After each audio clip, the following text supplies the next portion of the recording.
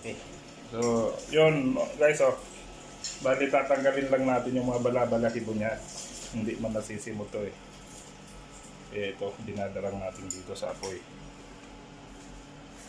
Ito ay kal, kaya kailangan ito pressure cooker muna. Masigas to. So, kaya yan idol, mamaya naman. So yun, guys, ilagay na natin yung pinakagata natin ha. Yan. At yan. Saka naman natin patutuyuin pa yan. Ukagin mo yung ilalim para yung pinaka latik niya sa ilalim yung Parang biko, may latik-latik pa. mag ano siya. Yun no. Sinasabi mo, compliment ba yun? Para mag-complement.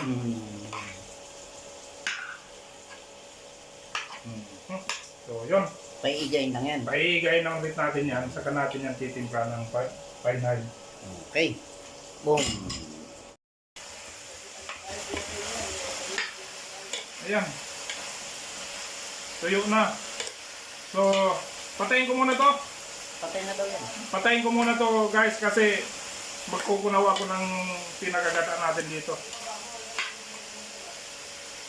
Paano ba? Patayin na lang. Yan. So yun guys, linagyan natin to ng toyo at oyster sauce, suka. Tapos adobohin muna natin siya. Saka natin siya gagataan. Yan. Yun o. Pamantikain mo yan. Hindi na magmamantika yan dol. Kasi dinaga natin yan. Oo. Hindi, malangga sa kayo guys. Malangga yun. Alam mo naman ang kal na manok, medyo may ibang level ang langsa niyan. Kaya kailangan natin itapon yung sabaw na pinaglagaan. Ayan na o.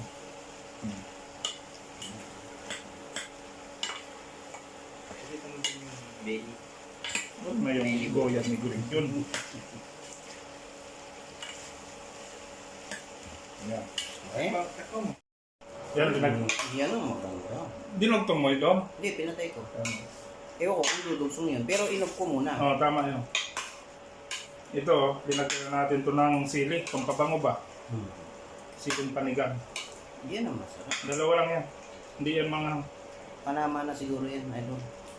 Kasi matutuyo yan eh. Pag lumamig na yan, ang sarap na. Naglalatik oh. Ang kamaskara oh. Ayun, ayun. Lalatik na yung gata oh.